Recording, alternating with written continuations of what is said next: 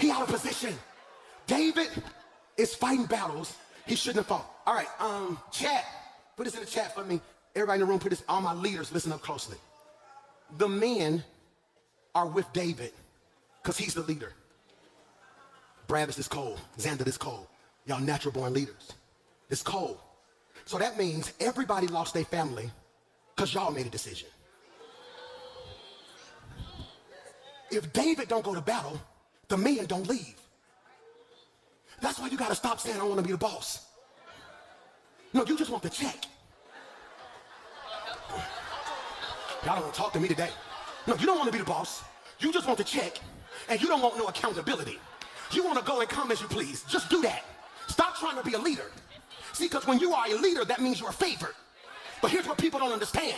Sometimes my decisions get you blessed, but then sometimes my decision will have you going through more hell than you ever been through. Can you live with that? I always joke that my brother preaches now because his brother was preaching. He saw God on my life. He said, I want what God put on your life. Then I also joke is, what if I would have sold drugs? Would D be with me?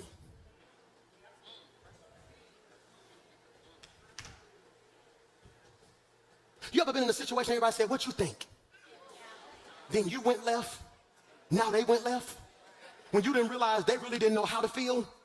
They was waiting on your guidance. But because the leader was twisted, the people were twisted. Michael.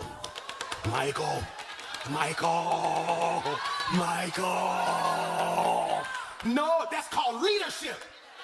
Because every loss in your life ain't yours. Fellas, give me a what? Are you in position?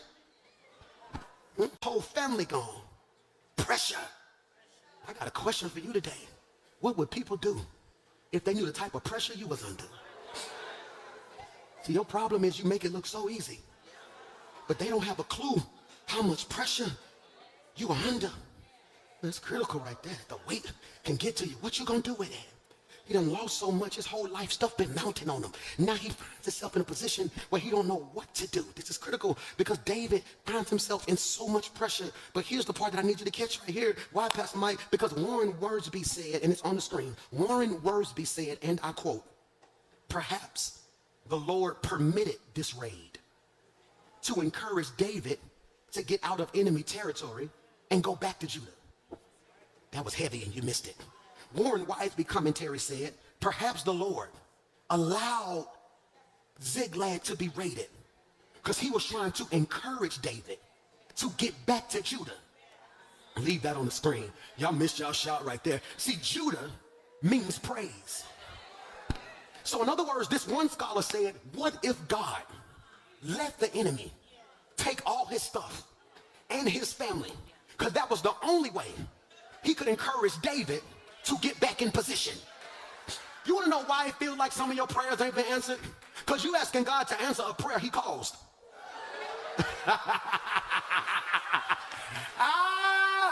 You're asking God to fix a problem he let happen.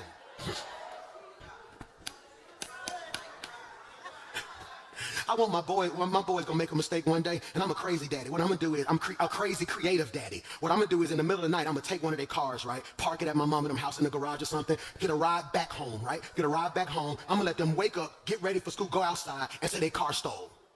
And then I'm gonna have them, no, what do you mean it stole? So let's get on the phone and call the police real quick. Then I'm gonna hit them with the baby boy. I stole my car, Jody. I stole my car, Jody. Hear me, because I want them to see. That's what you look like, though. You cause a problem, don't do right. God give you warning after warning. So then God says, enemy comes in. Now you go running to God. And God is like, come on. But you don't realize the whole while you're running. Have you ever seen a parent try to show a newborn how to walk? And what they do, they don't stand still and say, come here. What they do, come on. Because I'm not trying to get you to this. I'm trying to teach you how to keep going. So sometimes God lets drama take off. And when you go running to God, God like, come on. I got you, but I don't just need to have you. I want you to be in position. Because if you stay in position, I won't have to have you. You would have me. Because I'm where position is. Am I preaching to anybody in here?